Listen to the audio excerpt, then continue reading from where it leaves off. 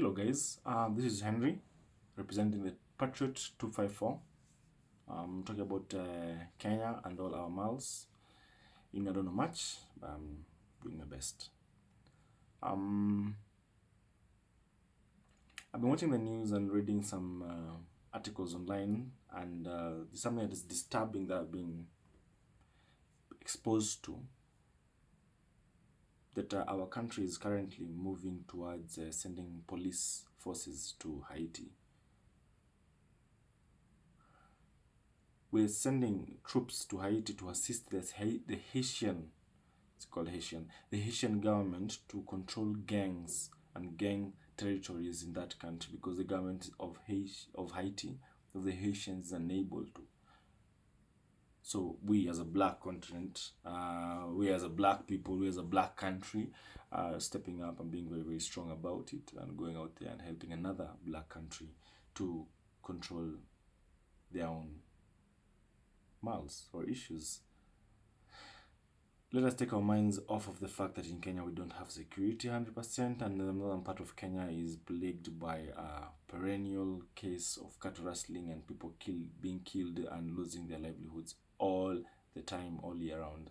Let us get our minds out of that. Let us get our minds off the fact that police are one of the forces in Kenya that commit ultrajudicial killings, whether during protests, which are legal by the way,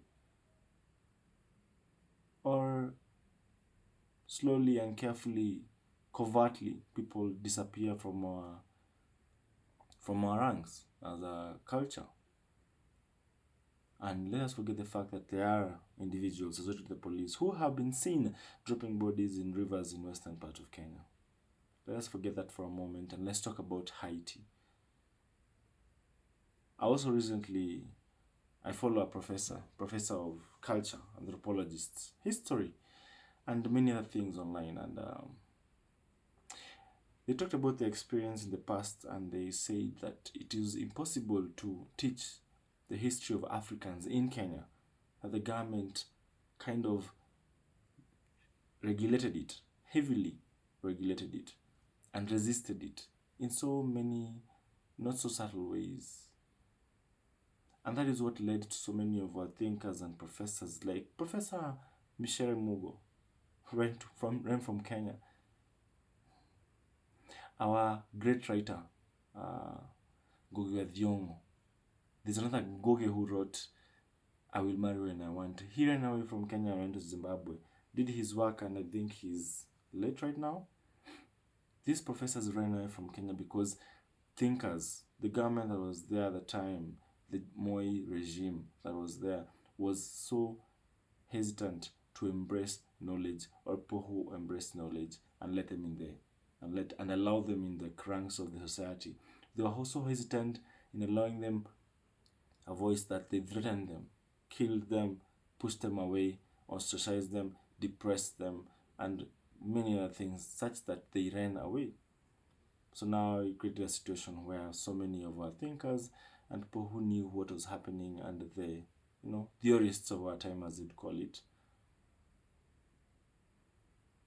went out there and started forming other universities, building other lands that we now go to study history. We go to those lands to graduate. We go to get our education.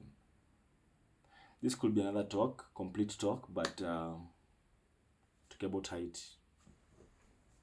So, our country is famous for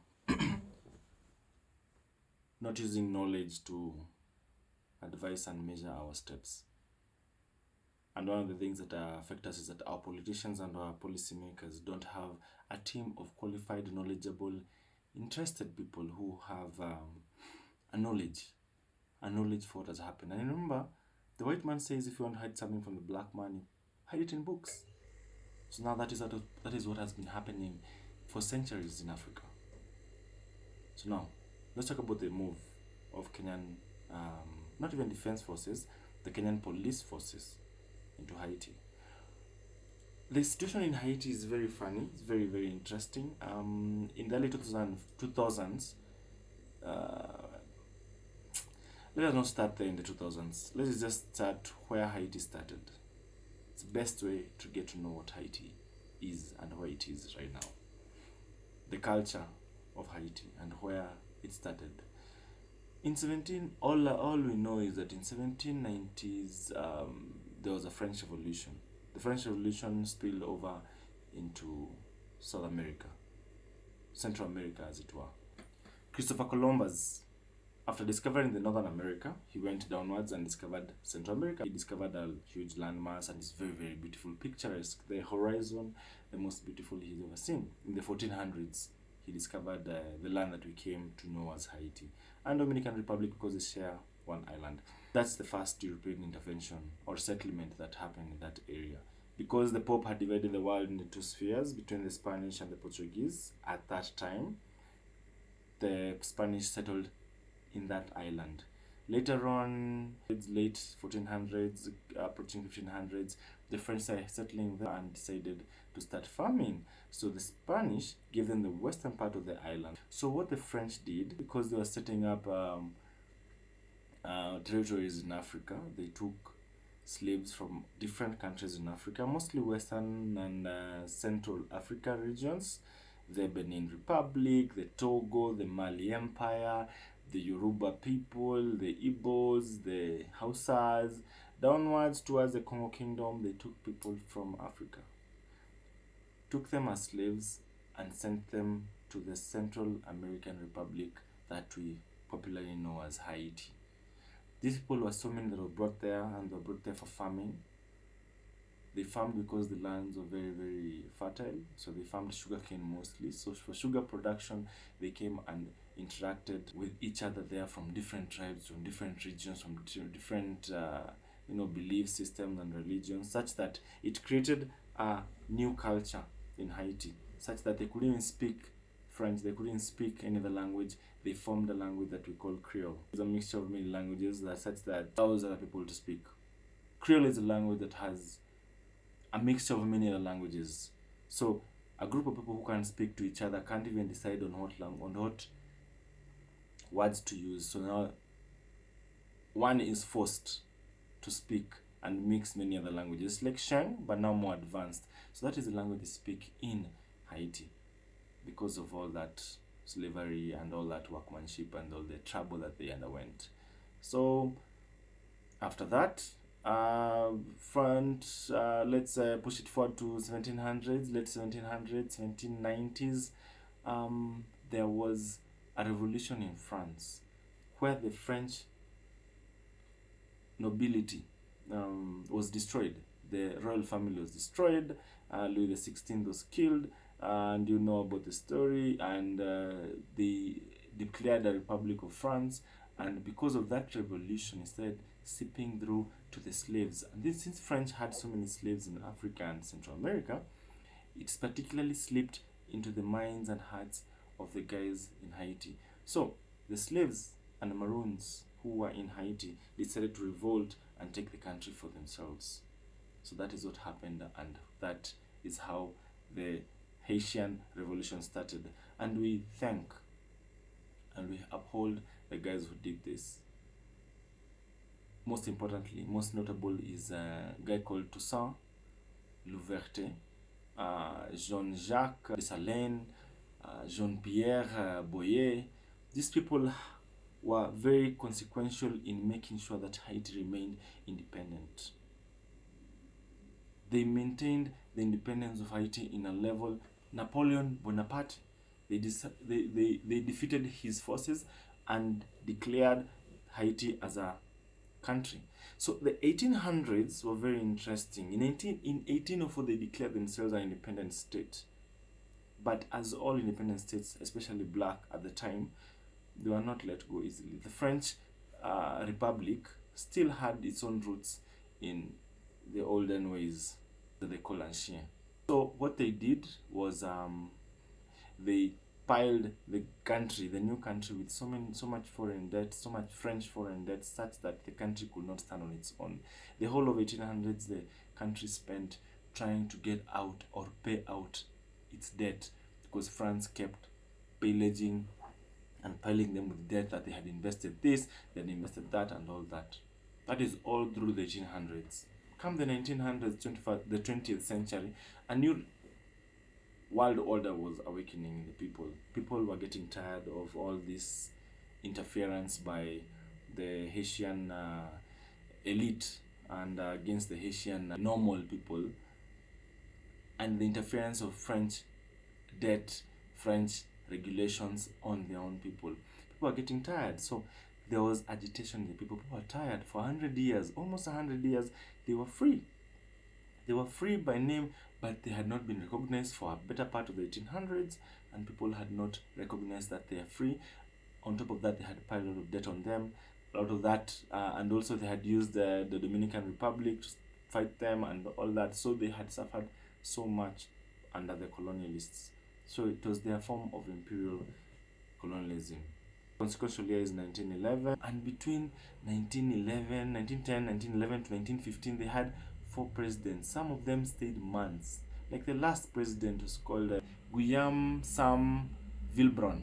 Guillaume in English would say Guillaume, but Guillaume Sam Vilbram, who in 1915, people, general public, went to his palace to pursue him, to kill him, and he ran off into the French embassy. After he ran off into the French embassy, they came in there, and some of them went in there and took him out, beat him and threw him over the fence for the people. The people tortured him and ripped him apart. It was an assassination by the people and for the people. The guy's accusations were that he was playing to the people in Haiti. You see, in Haiti, because of their history in colonization, and the form of colonization that happened was mostly assimilation, which they took a black man and made the black man French. So now, in a racist world, the French man having a child with a black woman forms a super race that is superior, a second class race that is superior to the black person. So the guys who are light skinned are considered higher than the guys who are dark. So now what happened in those regions, in that region, is that the children of the colonizers and those who partnered with the colonizers during all that period became lighter and were called the elite, called the mulattoes. So those mulattoes are the ones who he was playing to. They had the wealth, they had the influence. So a president who came in had to play along with them so that he can maintain power.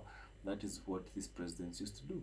The previous president before that had been overthrown by the military. The military had installed this guy specifically to ensure that they get paid.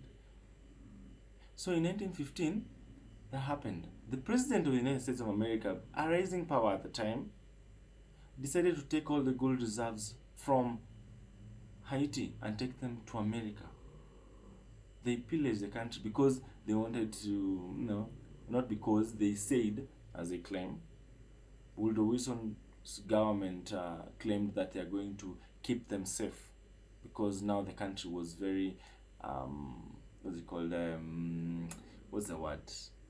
unsafe, insecure, unpredictable, prone to war.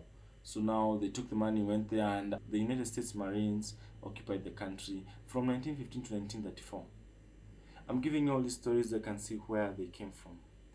A consequential bit that happened in 1934 is that one of the biggest and most consequential presidents ever in the black man's world or continent, that country specifically, graduated. 1934, Francois Duvalier decided to join politics.